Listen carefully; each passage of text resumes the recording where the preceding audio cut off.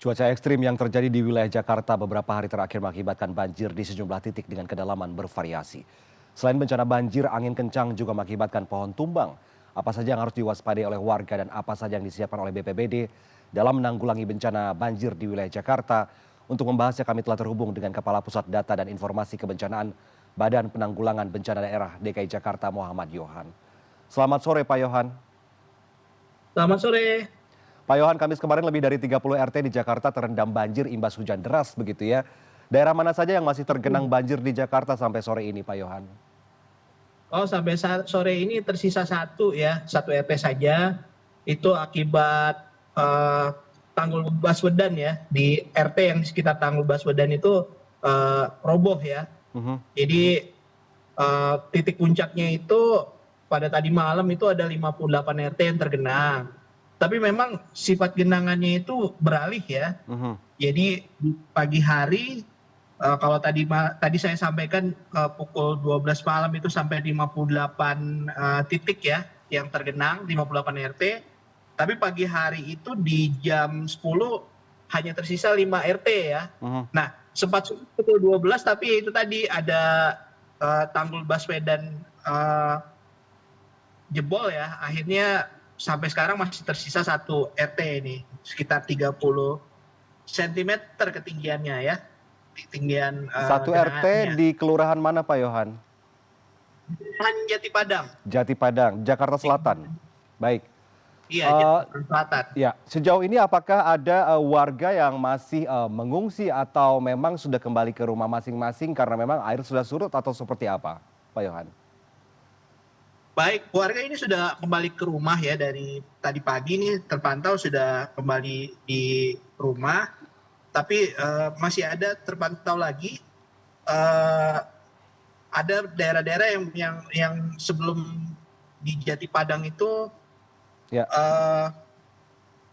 itu wilayah-wilayah terakhir yang surut itu ada di Kelurahan Duren 3 itu ada 5 RT. Kemudian Kelurahan Pelamampang 1 RT dan Kelurahan Jati Padang 4 RT sekarang tersisa 1 RT ya. Tapi alhamdulillah pengungsi itu hanya terjadi di Jati Padang itu tadi sudah kembali ke rumah masing-masing ya. Jadi kira-kira seperti itu. Ya.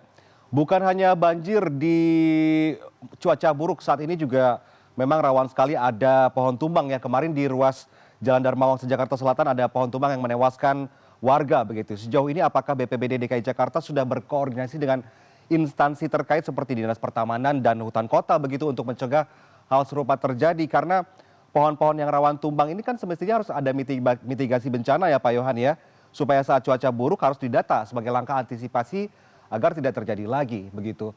Apakah sejauh ini memang sudah berkoordinasi dengan instansi terkait misalkan untuk penanganan banjir dengan Dinas Sumber Daya Air, untuk pohon tumbang dengan Dinas Pertamanan dan Hutan Kota begitu Pak Yohan? Ya tentunya ya koordinasi di Jakarta itu cukup baik ya. Data-data tentang genangan itu tentunya kita bersama-sama mengumpulkan dengan Dinas Sumber Daya Air. Bahkan dengan Dinas Sumber Daya Air itu kita punya namanya patroli pompa mobile ya. Jadi kita patroli petugas BPBD bersama beberapa petugas pasukan biru itu membawa atau menenteng pompa mobile ya. Ini cukup sukses selama 2 bulan yang lalu ya, 2 bulan ke belakang itu cukup sukses. Sehingga Jakarta itu tidak tergenang ya, padahal potensinya cukup tinggi. Tapi kita jadi main cepet-cepetan nih pada saat itu ya, 2 bulan terakhir itu. Tidak terjadi genangan, tapi ya untuk seminggu ini memang cukup berat ya. Kita patroli bersama, tetap saja debit air di salurannya cukup tinggi ya, akhirnya meluap, terutama di Kali Krukut ya. Ditambah lagi dengan adanya tembok-tembok yang jebol, itu juga cukup berpengaruh ya. Salah satunya di Kemang Kulit juga ada tembok yang jebol sehingga mengakibatkan genangan itu di basement parkirnya ya. Jadi kira-kira kemudian koordinasi yang lain dengan Distamhut. Nah, saya tadi sudah beberapa kali ini sambungan telepon ya dengan di Stamhut dengan Dinas Pertamanan ya, kita sudah berkoordinasi dan mereka juga menyampaikan bahwa mereka sudah melakukan asesmen terhadap pohon-pohon tua ya, untuk dilakukan tindakan, apakah itu hanya ditoping atau memang dipangkas atau memang harus ditebang gitu. Ya. Jadi ini pun bisa dilihat di media sosial ya. Kami monitor di Dinas Pertamanan itu sudah mengupload reels. Di reels itu terlihat bahwa mereka sedang melakukan asesmen di Jalan Metro Pondok Indah. Ya, oke, oke.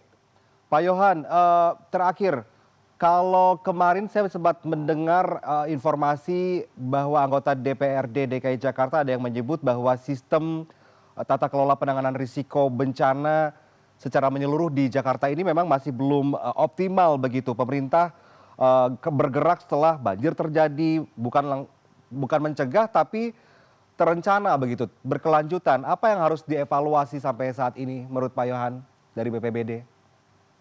Pak Yohan. Saya pikir cukup baik ya kolaborasinya. Tadi saya sudah mention juga bahwa selama 2 bulan terakhir itu kita bisa mencegah terjadinya genangan ya dengan adanya sistem patroli tadi. Ya. Bukan hanya patroli saja, tentunya ada pengerukan tentunya ya di berbagai titik itu Dinas Sumber Daya sudah mengerahkan berbagai ekskavator dan lain-lain gitu. Kemudian kita juga sudah memiliki early warning system ya, dan kita punya sistem terintegrasi sebetulnya. Namun memang ketika cuaca ekstrim ya kita juga walaupun sudah mitigasi jauh-jauh hari, sudah banyak persiapan ya, bahkan kita ada apel siaga untuk menghadapi musim penghujan ya. Itu dari tingkat provinsi hingga tingkat wali kota kita mengecek semua kesiapan peralatan. Namun demikian jika situasinya ekstrim seperti tadi malam, meskipun kita bergerak juga ya tetap saja kapasitas saluran air di Jakarta itu memang cukup ada batasannya ya.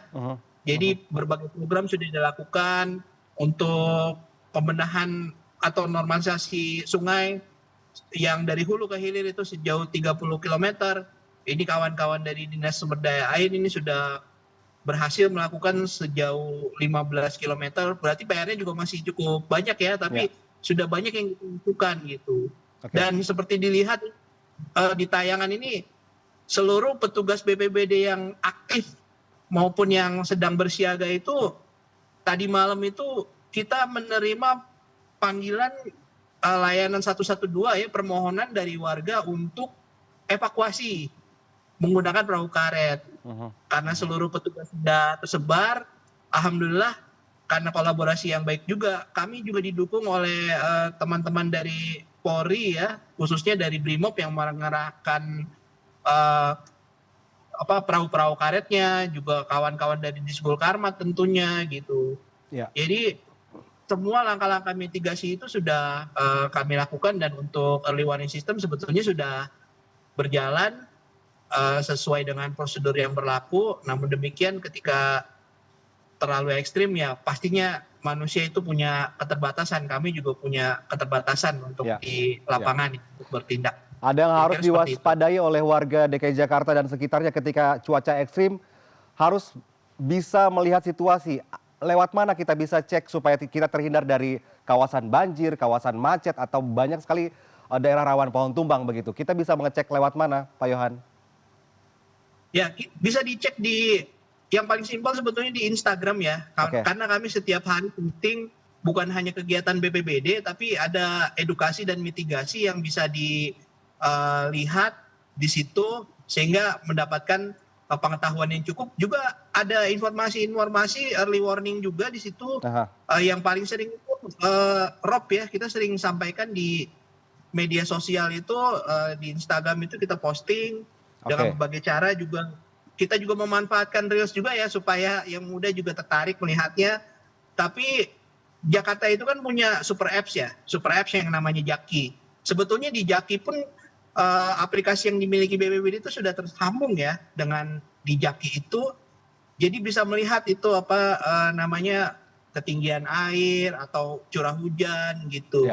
Dan sebetulnya kami himbau agar warga Jakarta itu ya sama seperti di kota-kota lain ya, di kota-kota besar di seluruh dunia, mereka tuh punya habit atau kebiasaan yang cukup baik kalau menurut kami ya.